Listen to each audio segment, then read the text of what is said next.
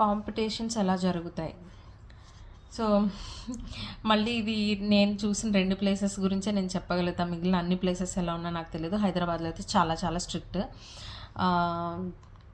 బాగానే జరుగుతాయండి. బాగానే అంటే బాగానే కండక్ట్ చేస్తారు. బట్ జడ్జెస్కి ఏం నచ్చుతాయి అనేది మనం చెప్పలేం కదా. సో ఇంకా మనం వేసింది లక్, ఇంకా అంతే. మనం వేసింది జడ్జెస్కి నచ్చాలి. ఇంకా అప్పుడు మనకి ఇంకా ఫస్ట్ ప్రైజ్ సెకండో థర్డో ఏదో ఇస్తారు. లేదు అని అంటే ఇంకా మన సాటిస్ఫాక్షన్కి వెళ్ళి వేసి రావడమే అంతే.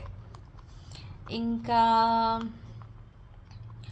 ముగ్గు ఎక్స్ప్లెనేషన్ ఏం లేదండి, నేనేం చేయను. ముగ్గు ఎక్స్ప్లెనేషన్ అంటే ఇప్పుడు ముగ్గు కాకుండా నేను వాళ్ళకి ఏం చెప్తానంటే డాటెడ్ చుక్కల ముగ్గులు వేయాలి అని ఇప్పుడు నేను పెట్టిన వీడియోలో ప్రతి స్క్రీన్ షాట్లో కూడా రూల్స్, నిబంధనలు అని రాసి ఉంటాయి కదా, అక్కడ ఉంటుంది ఆడవాళ్ళు మాత్రమే వేయాలి, చుక్కల ముగ్గు మాత్రమే వేయాలి, ముగ్గు వేయడానికి గరిష్ట సమయం 2 గంటలు, అంటే మ్యాక్సిమం టైం 2 గంటలు, ఇలా కొన్ని రూల్స్ ఉంటాయి. ఆ రూల్స్లో చుక్కల ముగ్గులు మాత్రమే వేయాలని అంటారు కదా. సో నేను ఎక్స్ప్లెయిన్ చేసినప్పుడు నేను చుక్కల ముగ్గు వేశాను. అండ్ చుక్కల ముగ్గు చుట్టూ వేశాను కదా, ఇవన్నీ సంక్రాంతి రిలేటెడ్. అంటే ఫర్ సపోజ్ గాలిపటం వేశాను అనుకోండి, కైట్. సో ఇది కైట్ సంక్రాంతికి పిల్లలందరూ చేస్తారు కదా, ఇంకా గాలిపటం పందాలు కూడా వేసుకుంటారు ఒక్కొక్క దగ్గర. సో నేను ఇంకా కోడి వేసాను అనుకోండి, కోడి పందాలు అవుతాయి. అలా జనరల్గా ఇది ఫార్మేట్ అని ఏమి ఉండదండి. మీ స్కిల్ ఇంకా అంతే. ఎలా అంటే మీరు వేసిందంతా ఎక్స్ప్లెనేషన్ చేయగలిగి ఉండాలి అంతే, ఇంకేం లేదు.